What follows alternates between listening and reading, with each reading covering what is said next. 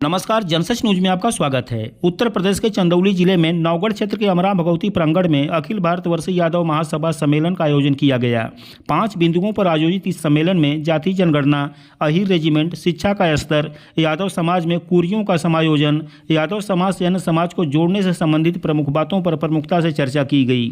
सम्मेलन में आए प्रमुख वक्ताओं में MLC लाल बिहारी यादव, अखिल भारतवर्षीय यादव महासभा के यूपी उपाध्यक्ष केसर यादव, सपा के सोनभद्र जिला अध्यक्ष रामनिहोर यादव, पूर्व जिला पंचायत अध्यक्ष सोनभद्र अनिल यादव, चेयरमैन प्रतिनिधि चुर्क ओम प्रकाश यादव, सपा नेता मुगलसराय चंद्रशेखर यादव, पूर्व चेयरमैन ओबरान रमेश यादव, प्रयाग ट्रस्ट के अध्यक्ष रामवध यादव व क्षेत्र के दर्जनों प्रधान समाजसेवी PN सिंह, रमेश यादव, रामचल यादव, बच्चा यादव, विनोद यादव, शंकर यादव, रविंद्र यादव, अनिल यदुवंशी, राजवंत यादव समेत सैकड़ों लोग मौजूद रहे।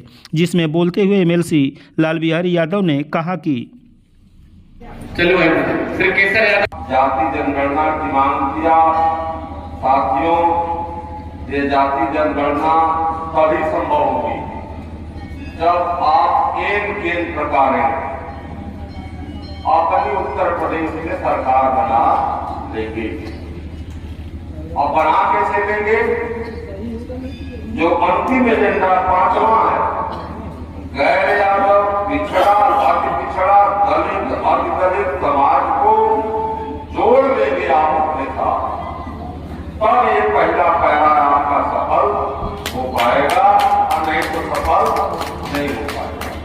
ये 2 बिंदु आपके पहले बिंदु को प्राप्त करने के लिए 5वें बिंदु की लोगों को अपने गले लगाना पड़ेगा, जिनको समाज में सम्मान नहीं मिलता है, जो वंचित लोग हैं, दलित लोग हैं, गरीब लोग हैं, कमजोर लोग हैं, गांव में और उनके साथ जो है गांव स्तर पर संगोष्ठियां होनी चाहिए बड़े लिखे लोगों की। ये जो बातें यहाँ पर हुई, आज ये पिछड़ा वर्ग का सम्मेलन होता तो सभी लोग इसमें सम्मिलित रहते और ये संदेश गाँव में चला जाता कि यादव लोग इकट्ठा थे और उनकी बात ये है, वो हमें जोड़ना चाहते हैं, हमें सम्मान देना चाहते हैं। तो अब ये पहला बिंदु जो आपका है, इसको ये 5वें बिंदु को आप प्रमुखता दीजिए तो पहले बिंदु पर आप सफल हो पाएंगे, अन्यथा सफल नहीं हो पाएगा।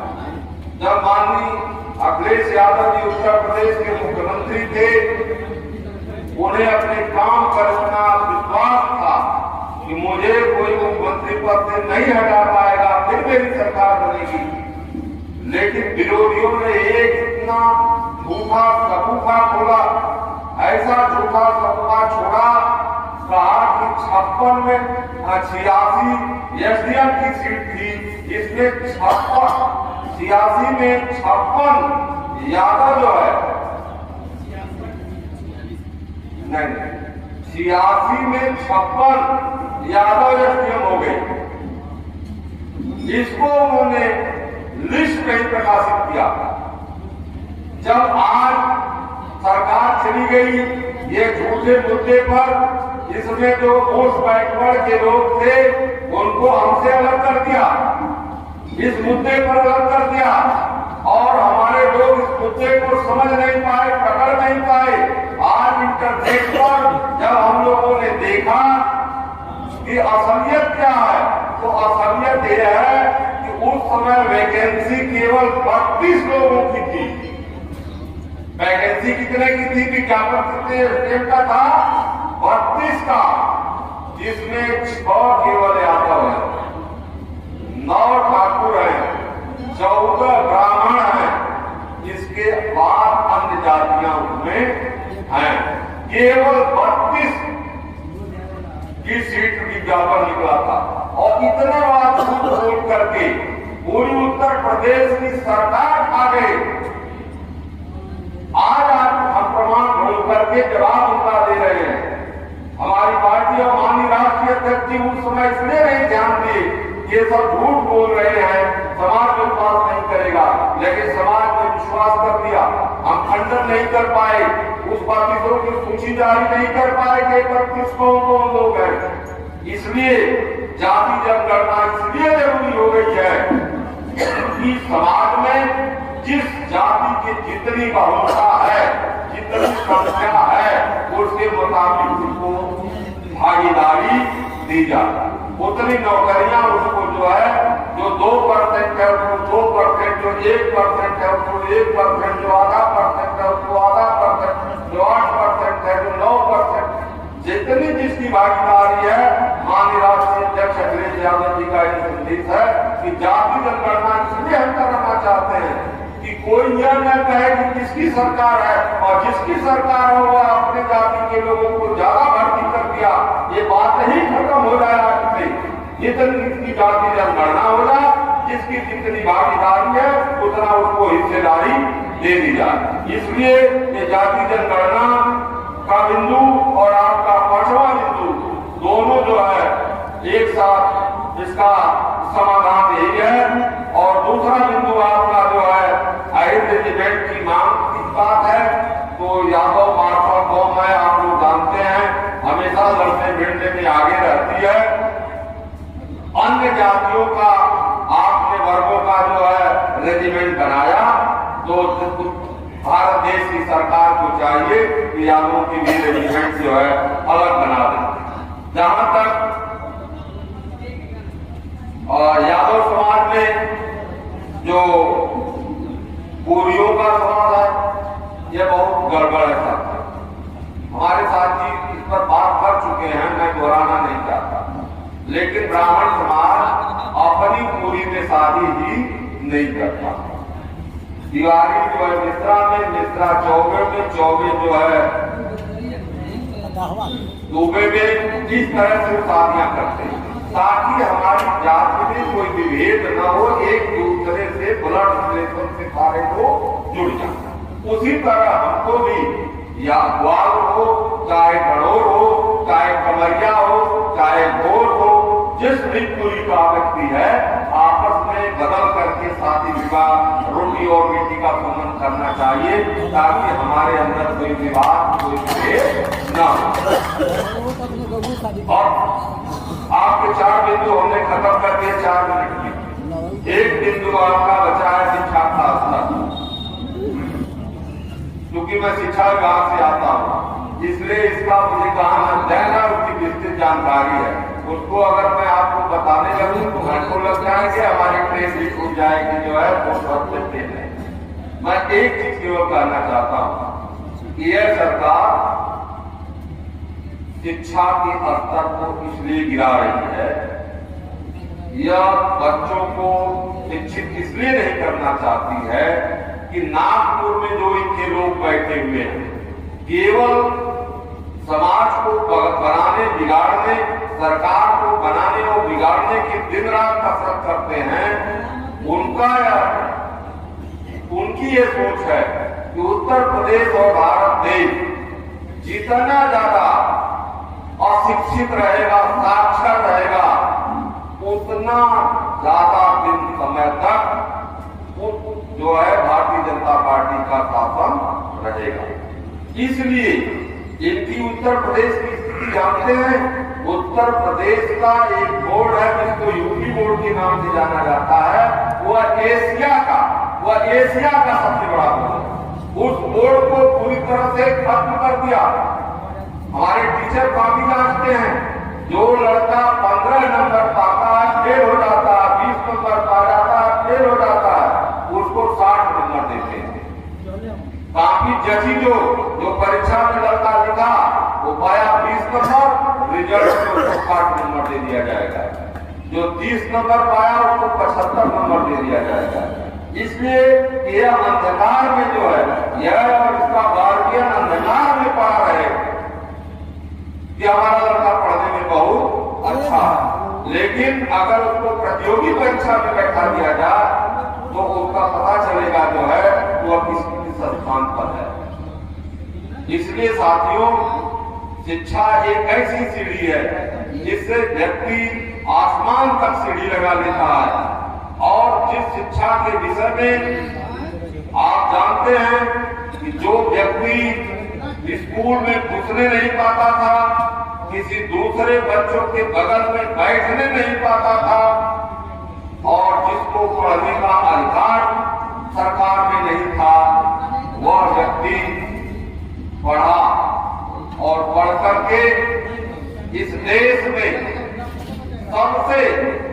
बड़ी डिग्री हासिल किया और जो आज भारत देश नहीं विश्व में जिसकी पूजा होती है बाबा भीमराव अम्बेडकर की, उसका आधार केवल जो है हायर एजुकेशन, जो उन्होंने हायर एजुकेशन दिया जिससे भारत का संविधान बनाया। नहीं तो उनके जैसे तमाम दलित लोग गांव में पड़े हैं, कोई पूछने वाला नहीं है। लेकिन शिक्षा के बल पर, शिक्षा की सीढ़ी के बदौलत जो है आज वह जो है देश नहीं विश्व के विद्वानों में जिनका नाम है। इसलिए मैं आपसे कहना चाहता हूं, देखिए कथनी और करने में बड़ा अंतर होता है, इसका भी ध्यान दिया करिए। और इतिहास पढ़ने से केवल काम नहीं चलेगा, इतिहास बनाने के विषय में सोचिए, कैसे इतिहास आगे बनेगा।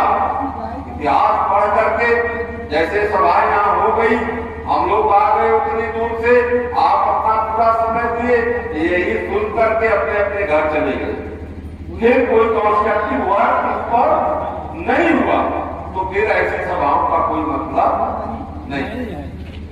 इसका मतलब तब होगा जब इन रास्तों को, जो हमारे समाज के बुद्धिजीवी लोग जो आपको रास्ता बताते हैं, उस रास्ते पर आप चलने का काम करेंगे, तब जा करके जो है समाज के अंदर सुधार होगा, शिक्षा का स्तर बढ़ेगा। शिक्षा का स्तर बढ़ाने के लिए लड़कों से ज्यादा लड़कियों पर भी ध्यान देना पड़ेगा और पूरे गांव का सर्वे आप कर देंगे। आज के डेट मोबाइल तो हर परिवार के पास है, लेकिन उसका सदुपयोग नहीं, दुरुपयोग गांव में ज्यादा हो रहा है, सदुपयोग कम हो पा रहा है। इसलिए किसी भी के घर में हम लोग जब पढ़ते थे, जब दिवाली थी, लालटेन भी नहीं थी, ये ऐसे परिवार की नहीं थी कि लालटेन खरीदने ताकि कार्बन न लगे उसके आंख पर, मुंह पर, एवरी थी। तब 4 बजे भोर में उठ करके हम लोग पढ़ा करते थे। आज सर्वे करा लीजिए, किसी गांव का, किसी ब्लॉक का, किसी भी परिवार का, आपको लाइन है पूरी रात भर रहती है, इन्वर्टर है, कोई घर अंधेरा में नहीं है, आपके घर में टीवी मोबाइल चल रही है। 4 बजे भोर में अगर कभी उठ करके आप सर्वे कर लीजिए कि किसके घर का बच्चा 4 बजे से कोई पढ़ने के लिए जो है बल्ब के नीचे बैठा,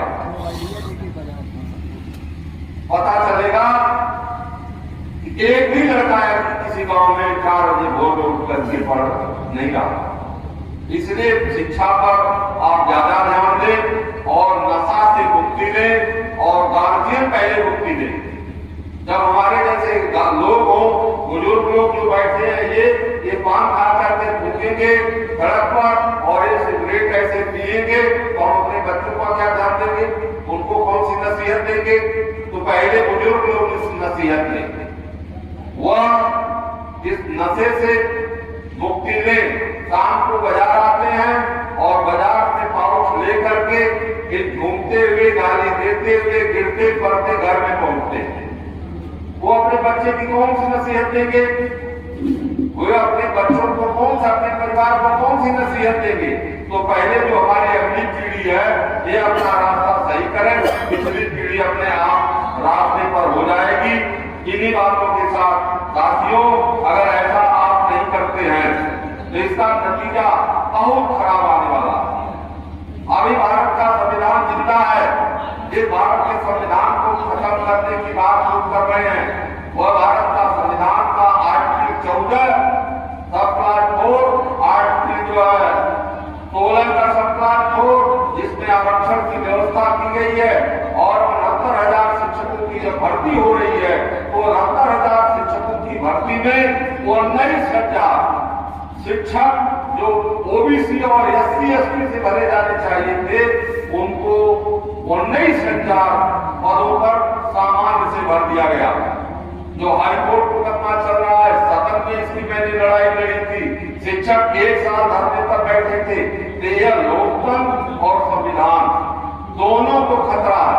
संविधान खत्म करने की योजना है, लोकतंत्र अगर 24 में आप नहीं सुधरे और सरकार अपनी नहीं बना पाए तो लोकतंत्र भी खत्म हो जाएगा और फिर यहाँ राजतंत्र कायम हो जाएगा।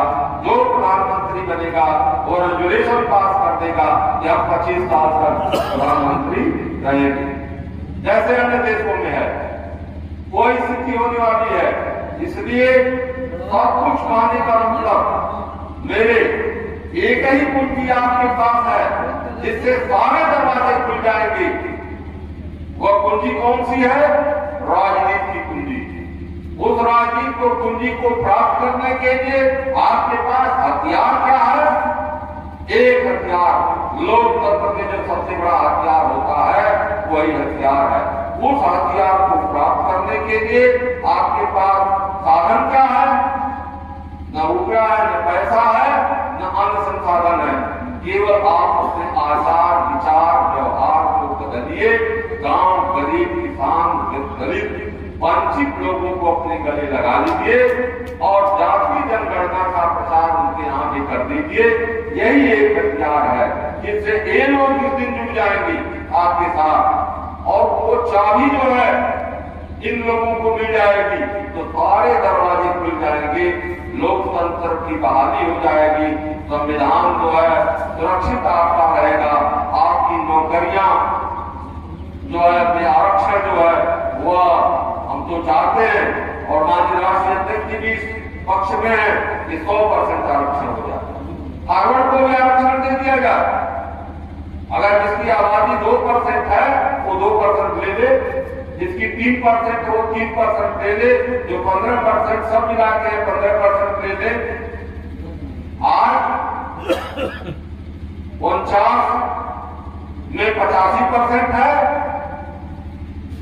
और 50.5 में 15%। इसके बाद भी नहीं संतोष हुआ तो 10% का आरक्षण ले लिए।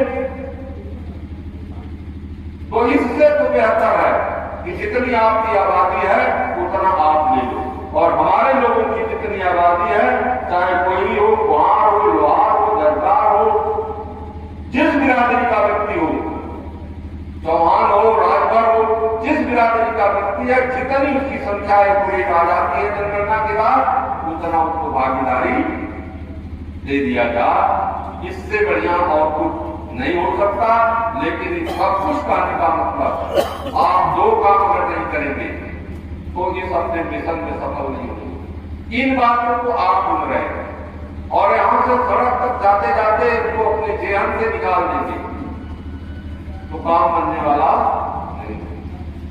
इसके पढ़े लिखे, हर जाति के पढ़े लिखे लोगों के साथ शाम को गांव में बैठ करके इस पर चर्चा होनी चाहिए।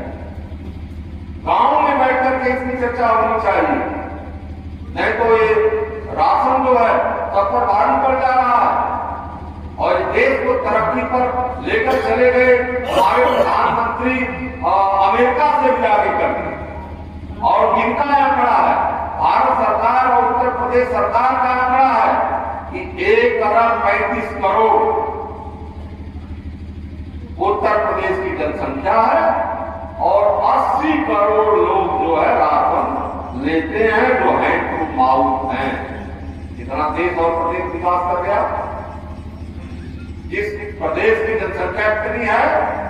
135 करोड़, जिसमें से 80 करोड़ लोगों को राशन देकर के जिंदा किए हुए हैं। कितना विकास हो गया जो है प्रदेश का, आपको समझ लीजिए। इसलिए मुझे जो है वक्त नहीं है आगे बातें करने की। नौगढ़ के विकास के संबंध में जो बातें आई कि विधानसभा में इतने जो है इस नौगढ़ क्षेत्र में जो राजकीय विद्यालय थे, हमारा नंबर किसी के पास होगा, जरूर किसी न किसी टीचर के पास होगा, लेकिन जिलाध्यक्ष से आप लोग ले लें कौन कौन से विद्यालय बने जो चल नहीं रहे, बंद हैं।